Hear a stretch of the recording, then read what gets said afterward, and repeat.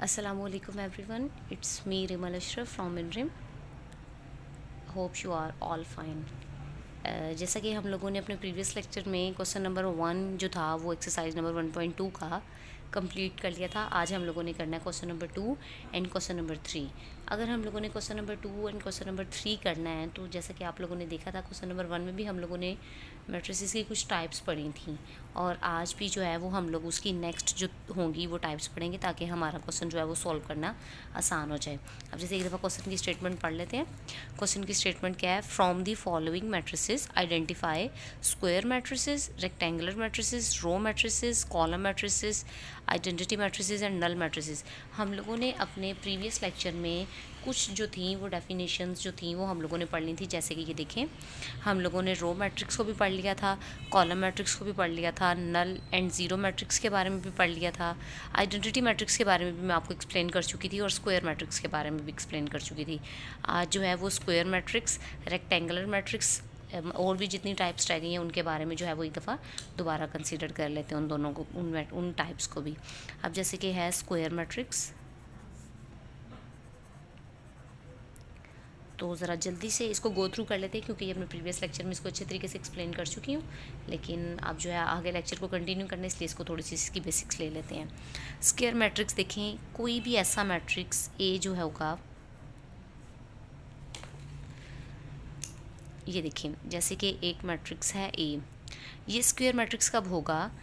जब इसमें number of रोज़ और नंबर ऑफ़ कॉलम्स जो होंगे वो इक्वल होंगे। जैसे देखें, एक रो ये है, एक रो ये है, तो 2 रोज़ हो गई और एक कॉलम ये है और एक कॉलम ये है, और कितने कॉलम्स हो गए? 2 कॉलम्स हो गए। तो ऐसा मैट्रिक्स जो है वो स्क्वायर मैट्रिक्स कहलाएगा if the number of rows is equal to number of columns. A matrix is called square matrix if number of rows is equal to number of columns। देखें, अब जैसे नंबर ऑफ़ रोज़ 2 थी और columns भी क्या थे? 2 थे, तो इस वजह से इस मैट्रिक्स को हम लोग क्या कहेंगे? Square matrix. अब जो नेक्स्ट टाइप आएगी वो होगी रेक्टेंगुलर मैट्रिक्स। रेक्टेंगुलर मैट्रिक्स, अब देखिए रेक्टेंगुलर मैट्रिक्स कौन सा मैट्रिक्स होगा? ऐसा मैट्रिक्स जिसमें नंबर ऑफ़ रोज़ और नंबर ऑफ़ कॉलम्स जो हैं वो सेम ना हो। जैसे कि एक मैट्रिक्स एम है, उसमें हम लोग ये देख लेते हैं कि 2 3 4 1 5 -1, ये जो है ये हमारे पास रेक्टेंगुलर मैट्रिक्स है। कैसे पता चला? क्योंकि इसमें कितनी रोज़ हैं? 2 रोज़ हैं और कॉलम्स कितने हैं? 1 2 एंड 3, और इसमें 3 कॉलम्स है। इसका मतलब है कि इसके ऑर्डर में नंबर ऑफ़ रोज़ और नंबर ऑफ़ कॉलम्स एक जैसे नहीं है, इस वजह से ये जो है ये हमारे पास रेक्टेंगुलर मैट्रिक्स है। इसी तरह से एक और इसकी एग्जांपल ले लेते हैं। जैसे कि अब एक मैट्रिक्स जो है वो यू कंसिडर कर लेते हैं। जैसे देखिए 1 2 3 4 -1 एंड 3। अब इसमें कितनी रोज़ हैं? 1 2 3 रोज़ हैं और कॉलम्स कितने हैं? 1 एंड 2। इसका मतलब है इसमें भी नंबर ऑफ़ रोज़ और नंबर ऑफ़ कॉलम्स जो इक्वल नहीं है, इस वजह से ये भी क्या है? Rectangular matrix. अब हम लोगों ने स्क्वायर मैट्रिक्स और रेक्टेंगुलर मैट्रिक्स के बारे में पढ़ लिया है। अगर आप लोगों को इसकी समझ, वैसे बेसिकली इसकी समझ जो है वो ईज़िली आ ही जाती है क्योंकि इसमें हम लोगों ने सिर्फ और सिर्फ रोज़ और कॉलम्स को ही देखना होता है। अब जो हमारे पास उसकी नेक्स्ट टाइप है जिसको हम लोगों ने पढ़ना है वो है आइडेंटिटी मैट्रिक्स। आइडेंटिटी मैट्रिक्स आपको मैं ऑलरेडी एक्सप्लेन कर चुकी हूँ। ऐसा मैट्रिक्स आइडेंटिटी मैट्रिक्स कहलाएगा, जैसे अब आइडेंटिटी मैट्रिक्स जो है, आइडेंटिटी मैट्रिक्स के लिए मैंने आपको ये कंडीशन बताई थी कि वो मैट्रिक्स आइडेंटिटी मैट्रिक्स कहलाएगा। पहली कंडीशन ये थी कि वो क्या होना चाहिए? वो स्क्वायर मैट्रिक्स होना चाहिए। कौन सा मैट्रिक्स होना चाहिए? स्क्वायर मैट्रिक्स होना चाहिए, मतलब उसके नंबर ऑफ़ रोज़ और नंबर ऑफ़ कॉलम्स सेम होने चाहिए। दूसरी कंडीशन उसकी ये थी कि उसकी जो डायगोनल एंट्रीज़ थी, डायगोनल एंट्रीज़ जो थी उसकी वो क्या होनी चाहिए? 1 होनी चाहिए। और तीसरी कंडीशन क्या थी कि नॉन डायगोनल एंट्रीज़ जो थी वो क्या होनी चाहिए थी? वो 0 होनी चाहिए थी। तो आइडेंटिटी मैट्रिक्स ऐसा स्क्वायर मैट्रिक्स होगा जिसके डायगोनल में 1 1 होगा और जो उसकी नॉन डायगोनल एंट्रीज़ होंगी वो क्या होंगी? 0 होंगी। ये डायगोनल होता है, इसी का कहते हैं हम लोग डायगोनल कहते हैं। और ये कौन सी एंट्रीज़ हैं? ये नॉन डायगोनल एंट्रीज़ हैं, ठीक है। ये हम लोगों ने पढ़ लिया आइडेंटिटी मैट्रिक्स के बारे में। इसी के साथ साथ ही हमारा क्वेश्चन नंबर 2 तो कंप्लीट हो जाएगा, लेकिन अब क्योंकि मैं बुक को कैरी करने से पहले क्वेश्चन नंबर 3 की भी जो कुछ डेफिनेशन है वो भी मैं आपको बता देती हूँ। अब नेक्स्ट जो हमारे पास डेफिनेशन आएगी वो होगी स्केलर मैट्रिक्स की। एक हम लोगों ने करनी है स्केलर मैट्रिक्स और एक हम लोगों ने करना है डायगोनल मैट्रिक्स। देखिए, डायगोनल मैट्रिक्स को जब पढ़ लेंगे ना तो फिर हमारे पास आइडेंटिटी और स्केलर मैट्रिक्स को पढ़ना ज़्यादा आसान हो जाएगा। आप लोगों को पहले इस वजह से नहीं डायगोनल मैट्रिक्स पढ़ाया क्योंकि क्वेश्चन नंबर 1 में उन्होंने हमसे पहले यूनिट मैट्रिक्स के बारे में पढ़ लिया था, इस वजह से मैंने उसको पहले बता दिया। अब जैसे देखें कि डायगोनल मैट्रिक्स कौन सा मैट्रिक्स होता है, ऐसा स्क्वायर मैट्रिक्स। डायगोनल मैट्रिक्स के लिए भी कंडीशन फिर वही आ जाती है कि जो कि मैट्रिक्स स्क्वायर होना चाहिए। ऐसा स्क्वायर मैट्रिक्स, एग्जांपल से समझाऊंगी फिर आपको समझ आ जाएगी। ऐसा स्क्वायर मैट्रिक्स जिसके डायगोनल की एटलीस्ट 1 एंट्री जो है वो 0 नहीं होनी चाहिए। जैसे देखें 2 0 0 0 1 0 0 0 0, ये देखें एक तो पहली कंडीशन तो ये सेटिस्फाई कर गई ना कि इसका ऑर्डर जो था वो 3/3 है, मतलब 1 2 3 3 रोज एंड 3 कॉलम्स है इसके अंदर, ठीक है। अब देखें दूसरी बात जो थी वो हम लोगों ने ये की थी कि डायगोनल मैट्रिक्स के लिए एक तो मैट्रिक्स स्क्वायर होना चाहिए, दूसरी कंडीशन ये कि उसकी जो डायगोनल एंट्रीज है ना, जैसे ये देखें ये डायगोनल एंट्रीज हैं, डायगोनल एंट्रीज में से कोई एक एंट्री 0 नहीं होनी चाहिए। जैसे अब यहाँ पे ये 0 है, डजंट मैटर, अगर यहाँ पे भी 0 आता तो भी कोई मैटर नहीं करता था, क्यों? क्योंकि यहाँ पे 2 है।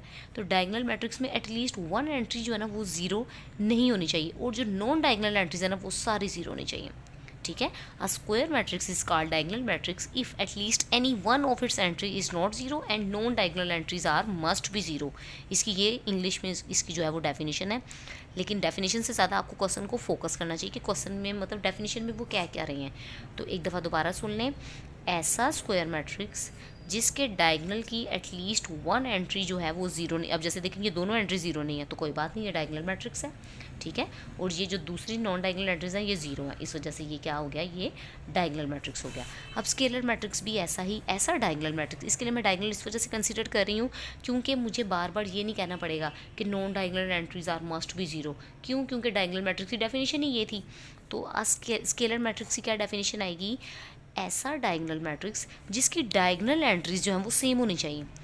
आइडेंटिटी मैट्रिक्स और स्केलर मैट्रिक्स में थोड़ा सा बस माइनर सा डिफरेंस है, वो ये है कि आइडेंटिटी मैट्रिक्स में हम लोगों ने देखा था कि डायगोनल एंट्रीज जो है वो 1 होनी चाहिए। आइडेंटिटी का मतलब था 1, या आइडेंटिटी मैट्रिक्स का दूसरा नाम क्या है, यूनिट मैट्रिक्स। इसका यूनिट मैट्रिक्स भी से कैसे है, जैसे कि हम लोग मैथ्स में बेसिक्स में पढ़ते हैं unit 10 100 1000 10,000 100,000 then up to so on, ये चलता जाएगा।